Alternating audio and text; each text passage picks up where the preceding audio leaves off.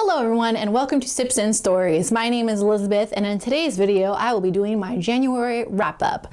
The beginning of 2021 has been great for me in my reading life. I read so many great books this month, everything from classics to children's classics, some cozy mysteries, and even one terrific YA memoir that I can't wait to share with you today. So grab your favorite beverage and join me as I discuss these terrific reads. The first book that I read was A Tale of Two Cities by Charles Dickens, and this particular edition is part of the Thomas Nelson Seasons edition with the gorgeous laser-cut dust jacket. Oh, I love it so much. However, it is very heavy, so I have to set it down while I talk about this book. I really enjoyed A Tale of Two Cities. I know it's not a lot of people's favorite Dickens. I myself am still partial to Great Expectations, but I did enjoy this book and I thought I read it at the perfect moment in our history. Just what was happening in the book and what was happening this month in politics and in the world. Wow, it was incredible. This book is about the French Revolution. It's set in both Paris and London. Some of the characters escape Paris and start a new life in London, but after a series of events, they are forced to return to Paris during the Reign of Terror, and they are at risk of becoming victims of Madame Guillotine. There's so many amazing characters in this book. Obviously, Sydney is my favorite character. Miss Pross, she's terrific. The ending with Miss Pross, loved it. But my favorite character, of course, is Madame Defarge. Madame Defarge, in my opinion, is one of the best villains in classic literature. I loved her so much. She was so interesting, and you will not think about knitting in the same way after you read this book. Knitting is sinister, let me tell you. But it's interesting because I think what Charles Dickens is trying to say is that we all know why the French Revolution started, and we all felt sympathy for these disenfranchised people, these poor peasants, poor farmers that just rose up against the aristocracy. But through the character of Madame Defarge, these people became more evil than the people that they were sending to the guillotine. They themselves became evil, and that's what Charles Dickens is talking about, is that spirit of revenge, that spirit of frustration and wanting to seek revenge and not forgive people for mistakes in the past, that only creates more negativity in the future. And you're seeing that happening in the world today. I think we're kind of having that moment again in history when people are uprising against some of our leaders, and for a good reason. I completely sympathize with the reasons. I think people are going through a lot of hardship right now. However, what we've learned in the last couple of weeks is violence is inexcusable on either side of the political aisle. And I loved how Charles Dickens was talking about these characters and how they justified this violence. And it was horrible to read about, but really startling at the same time. I really enjoyed it. I really thought it spoke to this moment in history. And if there's any time to read this book, now is the time to read A Tale of Two Cities. I gave it 5 out of 5 stars. The next book that I read this month was The Essex Serpent by Sarah Perry. And it's interesting to read this book after reading Charles Dickens because a lot of people say this book has the same Dickensian atmosphere. It's set in Victorian England. It's very similar to Dickens or Wilkie Collins or Bram Stoker. And although I agree, I thought it was very modern too. To me, it felt like someone took a very feminist modern novel and plunked it right into Victorian England. So I enjoyed it, but part of this book annoyed me as well. So I'm a little late to the party on The Essex Serpent. It is about a woman named Cora Seaborn, and Cora is a widow. Her husband has just died, and she's relieved because her husband was abusive, he was evil, and she just feels like her life is freed up. And all these men still are going after her, and she just wants to be free. She wants her own space. She doesn't want to commit herself to another relationship. She also has a son who Sarah Perry never explicitly says that he has autism because obviously this was Victorian England. They didn't have a word for autism at that time, but from our perspective, it was clearly autism or Asperger's. So her and her son Freddie have this very complicated relationship as well. And so one of Cora's friends suggests that she go to Essex and just get away from London for a little bit and take a vacation. And Cora's main love in life is science. She she's kind of like an archaeologist, an anthropologist. She loves studying fossils and bones and dinosaurs. And there is this mystery of the Essex Serpent that is terrorizing this small town, and it's a little like the Loch Ness Monster. So this town is very superstitious, and they think if they've committed any type of crime or sin, that the Essex Serpent is going to come after them. So in the story, Cora befriends the town's minister, William Ranscombe, who is kind of at his wit's end because as a minister, he's trying to squash the superstition and teach the townspeople that no, there's no such thing as an Essex Serpent. No one's coming after you. Put your faith in religion. Put your faith in God. And his relationship with Cora is very interesting because she's coming at it from the perspective of a scientist and saying, you know what, there might actually be a creature out there at sea who is terrorizing the town. We just don't know yet. And then he's saying, no way, it doesn't exist. And so he's coming at it from a perspective of religion, and she's coming at it from a perspective of a scientist. And I really enjoyed that part of this book because if you're like me and you think that, no, instead of being polar opposites, religion and science actually complement one another, you will really enjoy this book. So I liked the themes in this book. I loved the setting, the atmosphere. I loved Sarah Perry's writing. However, unfortunately, I did not like the characters, including Cora herself. I just did not care for her, and a lot of the other characters too, they were just odd. They were very strange. That being said, I couldn't really give this book 4 out of 5 stars. I kind of downgraded it to a 3-star read for me because of the characters. But I know so many people have loved this book. And if you're looking for something gothic and atmospheric, I still recommend it. Speaking of Victorian London, the next book that I read was Black Beauty by Anna Sewell, and this book was a lot of fun. I've wanted to read this book for a while. I pride myself on reading all the childhood classics, and this one I had never got to. So I know that Disney Plus came out with this new movie, Black Beauty. I have not seen it yet, but it encouraged me to go back and reread this classic story. And the first thing I noticed about it, just to be honest with you, is how preachy this book is. It's very moralistic. It's very preachy. And then I went back and I looked at the publication date, and yeah, right in the middle of the Victorian period, 1877 is when this book was published. So don't expect an exciting adventure story. I think I mistakenly thought this book was going to be a lot like National Velvet and be about a little girl that falls in love with a horse, that type of story. But that's not what it's about. It's basically a horse autobiography, and Black Beauty tells his story from his days as a young colt when he's raised on this farm with his mother to when he becomes a working horse and all the abuse that he endures, and then finally he becomes a London taxi cab horse. So that was my favorite part of the book, is when he was a taxi cab, and then at the end he gets his happy ending. But he's very preachy. He tells all these really horrible stories about what happens to all these other horses that he lives with. It's tough. Parts of this book is tough if you love animals.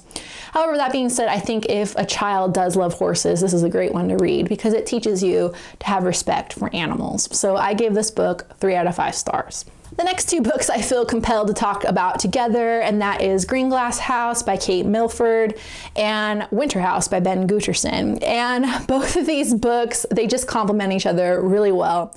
In fact, they both pop up in each other's recommendation feeds as being very similar in theme. However, I liked one better than the other, and I talked about them in my winter TBR and also back in my holiday TBR, and so I finally got around to them this month. Let's start with the one I didn't quite care for, and that was The Greenglass House by Kate Milford. Really cute story. I liked the idea of this story. I thought it was charming in a lot of respects. They drink a lot of hot chocolate in this book. However, I didn't care for it. I just thought it got bogged down. Parts of it were really boring, really drawn out. And I think what was happening is, you know how they tell authors to show, not tell? I felt there was a lot of telling in this book, not enough showing. But what it's about is a little boy named Milo who's adopted, and he lives at this spooky inn called the Greenglass House, which is a smuggler's inn right on the edge of the sea. And a lot of smugglers stay at the inn, a lot of sinister characters. And one Christmas season, he thinks he's just gonna have the whole week to himself with his mom and dad, but all of these sinister characters show up. And so him and his friend Medi, they team up to solve the mystery of the Greenglass house. And they find all these clues around the house. And then every time they find a clue, one of the characters will launch into this like very long-winded story about the clue. So that's why I didn't love this book so much, because it was so drawn out. I think I was hoping this book was going to be a lot like the movie The Goonies. If you've ever seen that movie, I love it, of course. So I thought it was going to be a lot more slapstick, a lot more like kids finding buried treasure, that type of thing. Unfortunately, it didn't go in that direction. So I still liked it. I still think a lot of people love this book, and it's a part of a series as well, but I just won't be continuing with the series. Unfortunately, I gave this book 3 out of 5 stars. However, on the plus side, the book that I did love so much is The Winterhouse by Ben Guterson. Loved it. This book was everything I want a Greenglass house to be, plus so much more. It's about a little girl named Elizabeth Summers. She's an orphan. It starts out her aunt and uncle are very similar to the Dursleys, so they basically go on Christmas vacation. They pack a bag for her, they give her a train ticket, and they say, "See ya, you're going to Winterhouse." And she's like, "What? Where am I going? Why can't I stay home?" And so she arrives at Winterhouse really upset and scared, but it turns out that Winterhouse is this really fun resort set in the mountains, and it has all these cozy nooks and corners, and people go skiing, ice skating, sledding. She's just having a ball at the Winterhouse, but it has a mystery to it. So she discovers this amazing library at Winterhouse, and Elizabeth loves to read. So she finds a book hidden in the library that has all these mysterious clues about the Winterhouse. So her and her best friend Freddie, who she meets, they end up having a series of adventures to discover the truth about Winterhouse. And it's so much fun. All the characters are delightful. There are some kind of like Harry Potter elements to this story.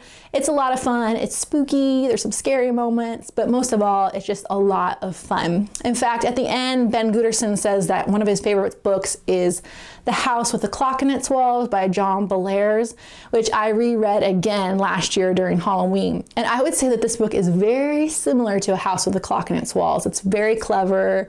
It's a ton of fun. And the thing I forgot to mention, there's a lot of puzzles in this book. So there's a lot of like anagrams and ciphers and word ladders. In fact, Ben Guterson is so cute because he starts every chapter off with a word ladder. And it's a ton of fun, and I can't recommend this book highly enough. I gave it 4 out of 5 stars, and as someone that doesn't like series, I'm going to pick up the next couple in this series for sure. The next book that I read was Truly Devious by Maureen Johnson, and this was a disappointment for me. I love Maureen Johnson. Let me just say she's one of my favorite YA authors, and I don't read much YA, so to be fair, I don't know a lot of YA, but Maureen Johnson, all her books were good to me. 13 Blue Envelopes, Bermuda Triangle, Sweet Scarlet. I love her writing.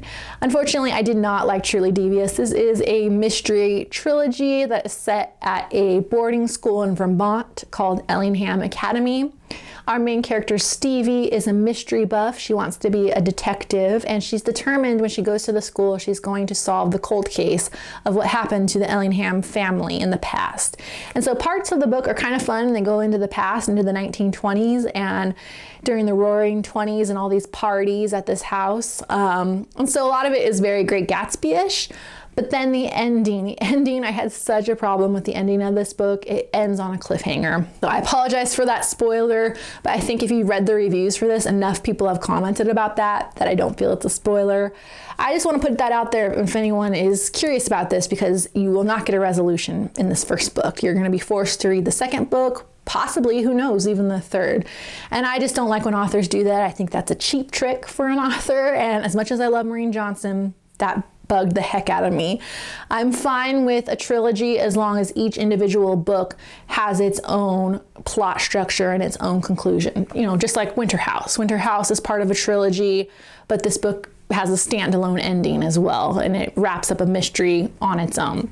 Not the case with Truly Devious, unfortunately, and I had to downgrade this to a 2-star read as a result. The next book I read was Hole in My Life by Jack Gantos, and this is a YA memoir of Jack Gantos's earlier teenage years.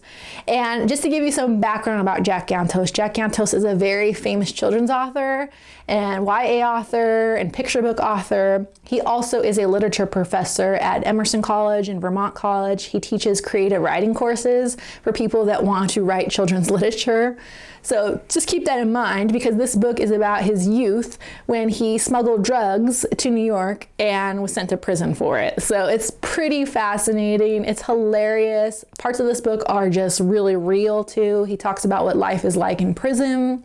He talks about sailing the boat with all of the hash and how they were all wasted half the time. He talks about the glamorous lifestyle in New York of just hanging out with all these celebrities and selling these drugs. It's pretty fascinating. But my favorite part about this book is he wants to be a writer. So he's just desperate to be a writer. He wants to get experience.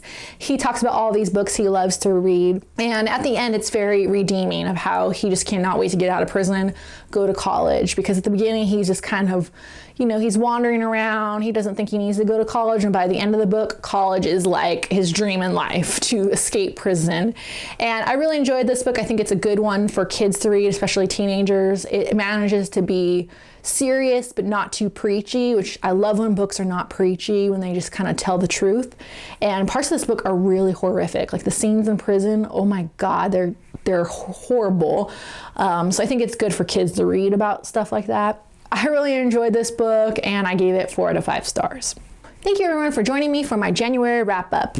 As you can see, I read a number of terrific books this month, some that were kind of flops, but I still had a good time. And I'm excited for all of my February reads coming up. I'm thinking of making February science fiction fantasy February, so we'll see how it goes. Thank you everyone and have a great day.